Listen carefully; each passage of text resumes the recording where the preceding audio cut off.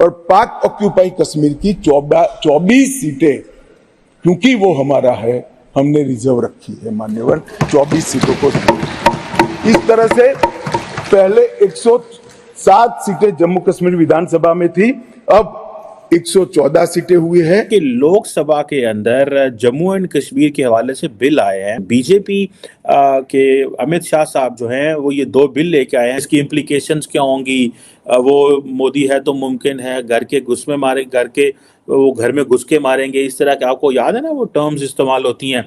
So I think that is going to, वो चीजें रहेंगी। ऐसे लग रहा है कि ये चीजें खत्म नहीं होंगी। और मैं तो यही रिक्वेस्ट करूंगा कि जो बोलते हैं ना पाकिस्तानी की कश्मीरियों से नाता क्या, ला इलाहा इल्लल्लाह, और जो कहते हैं कश्मीर बनेगा पाकिस्तान, आप ये बोलते रहिए, दिल को सुकून मिलता है। मैं चाहूंगा, मैं ऊपर वाले से प्रार्थना करूंगा भगवान से कि अगले 100 साल तक आप कश्मीर करिए, बिल्कुल कश्मीर के पीछे पड़े रहिए सर, छोड़िएगा मत। मैं आपको बता रहा हूं, पीछे लगे रहिए कश्मीर के, उसमें पैसा डालिए, उसमें मैन पावर डालिए, उसमें दिमाग डालिए, उसमें समय डालिए, अपने वसाइल डालिए, झोंक दीजिए कश्मीर की भट्टी में। मान्यवर, ये इसलिए संभव हुआ है कि 5 और 6 अगस्त को ये ऐतिहासिक बिल नरेंद्र भाई ने कैबिनेट में पारित किया और इस सदन ने इसको परमिशन दी, इसको मान्यता दी और धारा 370 चली गई। इसी का हिस्सा था ये डिलिमिटेशन कमीशन। वो भी अपनी साइड कश्मीर तो देख लें। बिल्कुल ऐसी बात, पहले अपनी साइड वाले कश्मीर को देख लें। यहाँ बड़ा वायरल हुआ था कि हमें दुश्मन के बच्चों को पढ़ाना है। यहाँ पे लिटरेसी रेट क्या है और खुद पढ़ नहीं रहे और दुश्मन के बच्चों को क्या पढ़ाना है, खुद तो पढ़ लें पहले। This trend is here.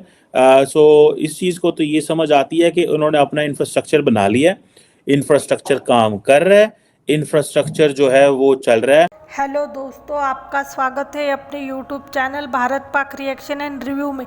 दोस्तों, भारत की पार्लियामेंट ने पीओके घर वापसी की तैयारी कर ली है। भारत की पार्लियामेंट में 2 विधेयक पारित हुए हैं। पहला विधेयक में पीओके के विस्थापित लोगों के लिए 1 सीट रिजर्व रखी जाएगी और कश्मीर से भगाए गए कश्मीर पंडितों के लिए दूसरी सीट रखी जाएगी। ये दोनों विधेयक भारतीय पार्लियामेंट ने पारित कर दिए हैं। इसी वजह से पाकिस्तानियों के सीने में आग लग रही है। अब पाकिस्तानियों को पता है कि ये कांग्रेस की कमजोर सरकार नहीं, ये नरेंद्र मोदी जी और बीजेपी की स्ट्रांग सरकार है। जो बोलते हैं वो करते और जो नहीं बोलते वो डेफिनेटली कर देते हैं मोदी जी और अमित शाह जी। जन दोस्तों, मैं हूं मेजर गौरव आर्य और आप देख रहे हैं मेजरली राइट। 2 बिल पार्लियामेंट में टेबल करेगा जिनका ताल्लुक सीधा सीधा जम्मू और कश्मीर से है। अब दोस्तों मैं आपको बताता हूं 2 बिल कौन से हैं और इसके मतलब क्या हैं, हो क्या रहा है और भारत का प्लान क्या। अक्सर आप पूछते हैं ना साहब पीओके कब लेंगे, पीओके कब लेंगे। मेजर साहब ये बताइए पीओके का क्या है, ये है क्या, हम ऐसे अटैक करें वैसे ना, आराम से रिलैक्स, टेक इट इजी। अब मैं आपको बताता हूं हो क्या रहा है यहां पे। अब दोस्तों अमित शाह जी जो हमारे माननीय होम मिनिस्टर हैं, उन्होंने 2 बिल टेबल करें जम्मू और कश्मीर के। जैसा मैंने बताया, जम्मू और कश्मीर रीऑर्गेनाइजेशन बिल 2023 और जम्मू और कश्मीर रिजर्वेशन अमेंडमेंट बिल 2023। तो इन्होंने ये बोला कि अभी जो बात हुई है उसमें यह बात हुई है कि अमित शाह जी ने यह बोला है कि जम्मू में 37 सीट्स थी, अब उनकी 43 हो गई हैं। 37 सीट्स थी, अब उनकी 43 कर दी गई हैं और कश्मीर में 46 सीट्स थी, अब उनकी 47 कर दी गई हैं। मैं आपको एक और बात बता दूं कि ये जो एरिया है पाकिस्तान ऑक्यूपाइड कश्मीर का, पीओके जिसको बोलते हैं, राइट, जो पाकिस्तान ने अवैध रूप से भारत से कब्जा करा था 47-48 में, दोस्तों इसमें से ज्यादातर इलाका कश्मीर का नहीं है, ज्यादातर इलाका जम्मू का है।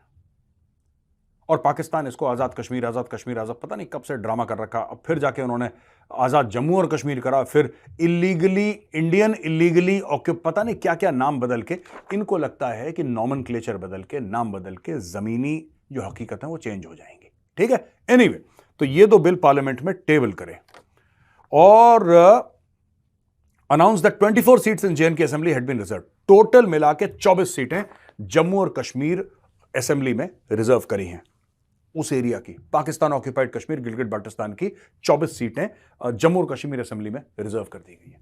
यह भारत का, ये जो 370-35 से हटा दो दोस्तों, उसके बाद सबसे बड़ा पैगाम है उन लोगों को कि आपका जो पाकिस्तान ऑक्यूपाइड कश्मीर है, जो गिलगिट बाल्टिस्तान है, उन लोगों को संदेश है कि आपका हमारे ऊपर हक है और हमारा आपके ऊपर हक है। आप हमारे भाई हैं और हम आपके भाई हैं, और आपका यहां पे, आप यहां पे नहीं हैं इस वक्त, क्योंकि पाकिस्तान ने आपका एरिया गलत तरीके से, इलीगल तरीके से पाकिस्तान ने आपका इलाका घेर रखा है। लेकिन एक बात ध्यान रखिएगा, आपका जो हक है ये हमने आपके लिए सेव करके रखा हुआ है, आपके लिए बचा के रखा है।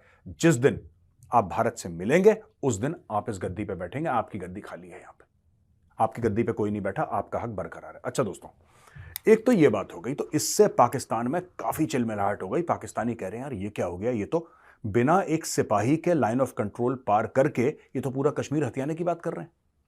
तो पाकिस्तान में ये सब बातें हो रही है कि हो क्या रहा है। पाकिस्तान को ये लग रहा था कि भारतीय सेना क्रॉस करेगी, ये होगा, खून खराबा होगा, फिर सारे दुनिया के सामने पाकिस्तानी एज यूजुअल अपना पैलेस्टीनियन विक्टिम कार्ड प्ले करेंगे।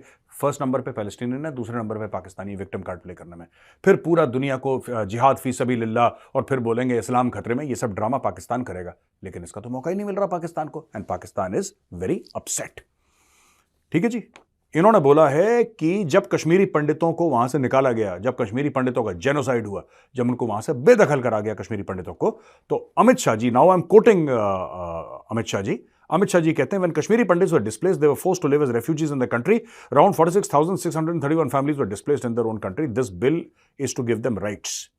ये क्या है कि जब कश्मीरी पंडितों का पलायन हुआ था, अब सरकारी वर्ड है पलायन या सरकारी वर्ड है डिस्प्लेसमेंट, मैं जब भी बात करता हूं मैं कहता हूं जेनोसाइड। यार ये जेनोसाइड हुआ है कश्मीरी पंडितों का, पलायन चलायन। भूल जाओ कश्मीर, भूल जाओ न्यूक्लियर एटम बम, ये सब नहीं खा सकते हम। पहले यहाँ की बात करो, अभी भी कश्मीर क्यों मेजर आ रहे? मजा आ जाएगा, आप करते रहिए sir, and I encourage you. देखिए एक छोटी सी बात आपको बोलता हूं, बिलावल भुट्टो साहब को इनवाइट करा यूनाइटेड नेशन जनरल असेंबली में, इनवाइट करा बिलावल भुट्टो को, बोला कि साहब फूड सिक्योरिटी के ऊपर जरा आप कुछ बातें कहिए, और बिलावल भुट्टो ने बात करी। ये यूनियन टेरिटरी है, ठीक है जी, इसको स्टेट बनाना है। पहले इंडिया के अंदर ये होता था कि जो है ना यूनियन टेरिटरी को स्टेट बनाते थे, इन्होंने स्टेट को यूनियन टेरिटरी बना दिया है। बट देयर इज़ अ खामोशी एवरीवेयर इन इंडिया, जिससे वो कहते हैं ना, at the end of the day there is no question internally and externally. Prime Minister Modi ko nobody is challenging him. He's popular, he's nationalist, he's doing an identity politics. He has his agenda on economy is very powerful and strong, and there is no competition in front of him. So the only thing which I believe he has is play offensive, go offensive. That will help you, but not go offensive with China, with America. Because these are the countries where they believe they have to be very calculated रहने की ज़रूरत है, but go offensive at home, take over things. The 10 years of stability they have given to India, change the posture of India over Kashmir and Pakistan, and that's what they have on agenda. But in reality, I think they are preparing Kashmir for next elections, which is in April, May. और वो समझेंगे कि अगर let's say there is a probability they can win in Kashmir, but let's say in case ये जो flow चला है, ये जो trend चला है कि मोदी जीत रहे हैं, so हो सकता है वो कहते हैं कि जी कश्मीर में भी हम सीटें ले जाएं। अगर ना लेके गए तो सो व्हाट, हम नेशनल लेवल का इलेक्शन करा लेते हैं फेडरल के, और बाद में स्टेट के इलेक्शन बाद में देख लेंगे क्या बनता, क्या होता है, उससे क्या रिजल्ट निकलेगा। I think that is some sort of an understanding with Amit Shah and the BJP, but this network is still there, which is killing people in Pakistan, and I wish कि पाकिस्तान की जो authorities are they have some clue, लेकिन it doesn't seem they have any. चर्चा करने जा रहे हैं जम्मू कश्मीर को लेकर दो विधेयक सरकार ने, यानी कि केंद्र की सरकार ने पार्लियामेंट में रखे हैं। लोकसभा से उनको पास भी करवा लिया गया है, राज्यसभा में वो जाएंगे। अब दो विधेयक इतने इंपॉर्टेंट हैं कि आप सोचो कि पिछले 75 साल का मिथक वो बिल तोड़ने वाले हैं। 75 साल का मिथक वो कैसे तोड़ेंगे, ये सोचने का विषय है। देखिए, तोड़ने का जो मिथक है वो ये है कि जम्मू कश्मीर एक मुस्लिम बाहुल्य राज्य है, ऐसा घोषित किया गया। ये घोषित किया गया कि कश्मीर ही जम्मू कश्मीर है, जबकि जम्मू कश्मीर लद्दाख हुआ करता था। लद्दाख जिसमें सबसे बड़ा पोर्शन था, दूसरे नंबर पर जम्मू था और तीसरे नंबर पर कश्मीर था। आज की तारीख में 1,01,000 किलोमीटर में से लगभग 10 से 12,000 किलोमीटर का कश्मीर हुआ करता था, बाकी सब लद्दाख और जम्मू हुआ करता था। आप सोचो 1,01,000 में से अगर 12,000 किलोमीटर निकाले तो लगभग 90,000 किलोमीटर बचता है। 90,000 किलोमीटर में से 29,000 स्क्वायर किलोमीटर जम्मू है और बाकी का पूरा लद्दाख। लद्दाख को अगर हम कहें तो अप्रॉक्स 59,000 स्क्वायर किलोमीटर पाकिस्तान के जो कब्जे में है उसमें भी लद्दाख का ही भूभाग सबसे बड़ा है। कश्मीर रीजन का भूभाग बहुत छोटा सा है, जिसको आप मीरपुर, मुजफ्फराबाद और गिलगिट और बाल्टिस्तान कहते हैं। तो ये भ्रम पैदा किया गया आजादी के बाद कि जम्मू एंड कश्मीर का मतलब केवल कश्मीर, जो कि 12,000 स्क्वायर किलोमीटर का है। आप सोच कर देखो कि केवल 12,000 स्क्वायर किलोमीटर, 1,01,000 मतलब 10 से 15% एरिया कश्मीर। तो शुरुआत नैरेटिव यहां से तय किया गया कि सब कश्मीर है, वो कश्मीर कश्मीर कश्मीर और कश्मीर। दूसरी बात, कश्मीर में ही मुस्लिम बाहुल्य एरिया है, उसमें भी हिंदू रहा करते थे। जम्मू में हिंदू ही थे, मुसलमान नाम मात्र के थे। लद्दाख में भी मुसलमान नाम मात्र के थे, केवल कारगिल का क्षेत्र छोड़ दीजिए। तो फिर ये नैरेटिव तय करने की कोशिश की गई कि ये कश्मीर, जम्मू एंड कश्मीर का मतलब कश्मीर और कश्मीर का मतलब मुसलमान, मुसलमान का मतलब मुस्लिम स्टेट। उससे पहले अगर जाओगे तो यहां का एक बड़ा शासक ललितादित्य मुक्तापीठ हुआ है, जो देश के सबसे बड़े शासकों में एक हुआ है, जिसने दक्षिण तक शासन किया है। ना अकबर उतना बड़ा शासन कर पाया, ना चंद्रगुप्त मौर्य और अशोक उतना बड़ा शासन कर पाए, ना ही समुद्रगुप्त इतना बड़ा शासन कर पाया जितना बड़ा शासन मुक्तापीठ का हुआ करता था, ललितादित्य का हुआ करता था। लेकिन उसको इतिहास की किताब से हटा इसलिए दिया गया ताकि जम्मू एंड कश्मीर के विषय में यह बताया जा सके कि जम्मू एंड कश्मीर एक मुस्लिम बाहुल्य क्षेत्र है।